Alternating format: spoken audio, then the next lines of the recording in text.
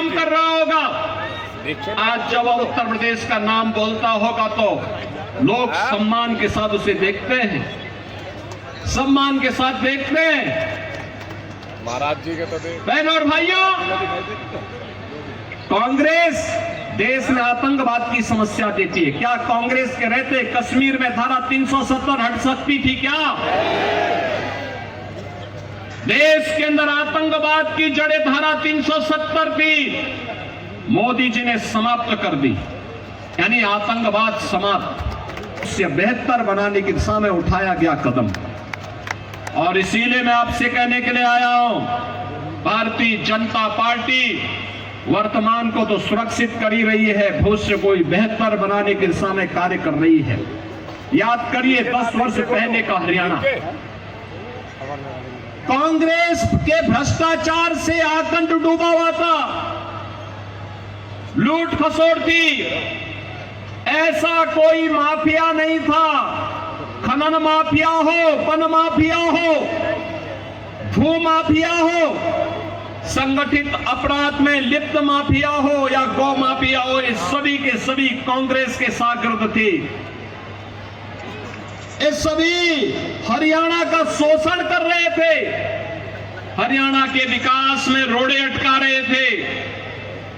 10 वर्ष के अंदर हरियाणा ने विकास की एक नई यात्रा प्रारंभ की। हर घर नल की योजना के माध्यम से IIT, IIM और NIT, एम्स जैसे संस्थानों के माध्यम से, स्पोर्ट्स यूनिवर्सिटी के माध्यम से, निवेश के बेहतरीन डेस्टिनेशन के रूप में आज हरियाणा को नई पहचान दिलाई जा रही है। बहनों और भाइयों,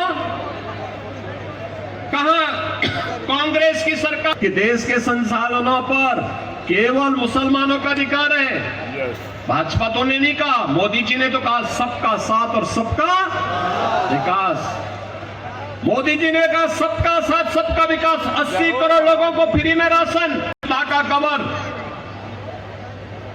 12 करोड़ गरीबों को किसान, 12 करोड़ गरीबों के घर में शौचालय का निर्माण, 12 करोड़ किसानों को किसान सम्मान निधि का लाभ, 4 करोड़ गरीबों के घर में आवास।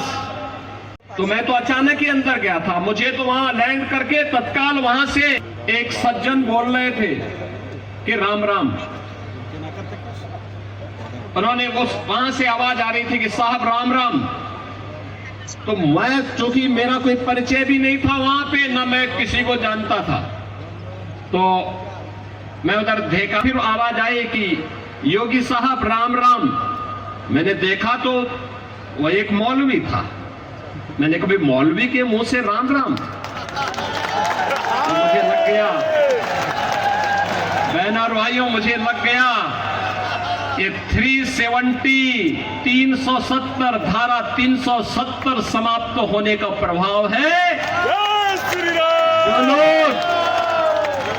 जो लोग भारत को कोसते थे, भारत की संप्रभुता को चुनौती देते थे, आज उनके मुंह से राम राम शब्द निकल रहा है। और याद रखना, भारत मजबूत होगा, भाजपा मजबूत होगी, एक दिन हरे रामा हरे कृष्णा गाते हुए भारत की सड़कों पर दिखाई देंगे।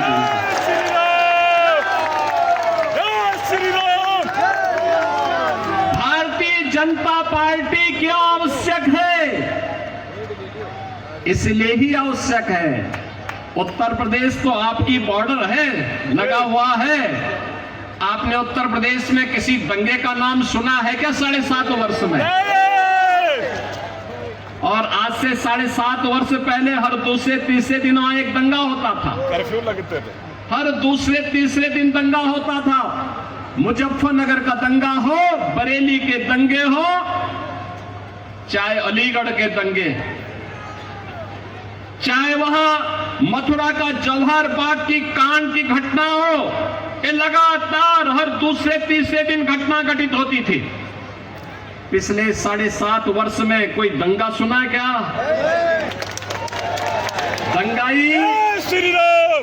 ये तो जेल में है या जहन्नुम की यात्रा में जा चुके हैं। बहनों और भाइयों, भारतीय जनता पार्टी का मतलब सुरक्षा की गारंटी। भारतीय जनता पार्टी का मतलब मोदी जी के नेतृत्व में रोजगार और सुशासन की गारंटी। भारतीय जनता पार्टी का मतलब मोदी जी के नेतृत्व में विकास की गारंटी। भारतीय जनता पार्टी का मतलब बिना भेदभाव के हर गरीब को, हर किसान को, हर नौजवान को, हर माता बहन को महाराज जी के दर्शन करने। शासन की योजनाओं से लाभान्वित करना।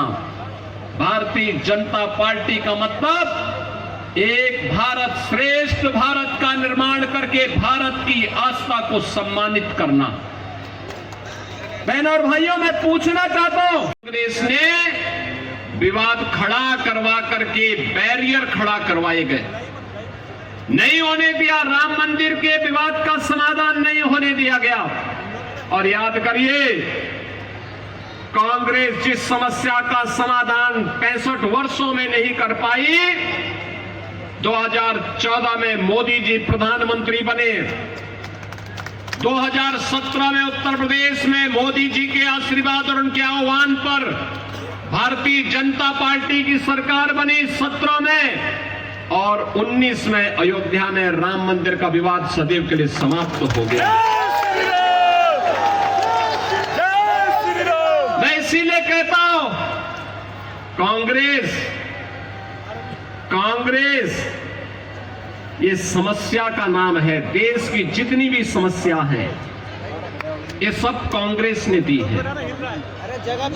देश के विभाजन की त्रासदी हो, देश के बंटवारे की त्रासदी हो, देश को जाति के नाम पर, क्षेत्र के नाम पर, भाषा के नाम पर कमजोर करने की ये कुत्सित चेष्टा रही हो, देश को आतंकवाद, नक्सलवाद और उग्रवाद और अराजकता की भट्टी में धकेलने का कार्य रहा हो, देश में भ्रष्टाचार, परिवारवाद और भाई भतीजेवाद की दुष्प्रवृत्ति को फैलाने का रहा हो, ये सभी कांग्रेस की देन है। कांग्रेस हर तबके के लोगों ने अपने आप को प्रभु राम लला के चरणों में बलिदान करके उनकी जन्मभूमि की मुक्ति के इस अभियान में बढ़ चढ़ करके भाग लिया था। बहनों और भाइयों, होना यह चाहिए था कि देश सब गुलाम था। विदेशी आक्रांताओं ने जब हमारी आजादी को कैद करके रख दिया था, तब तो माना जा सकता था कि विवाद भी नहीं था। कांग्रेस की सरकार चाहती तो निर्णय ले। कल और परसों 2 दिन जम्मू कश्मीर विधानसभा चुनाव के लिए गया था।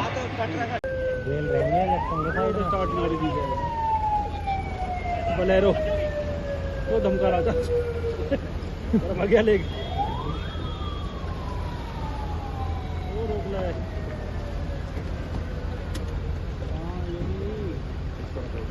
साइड पर लिखा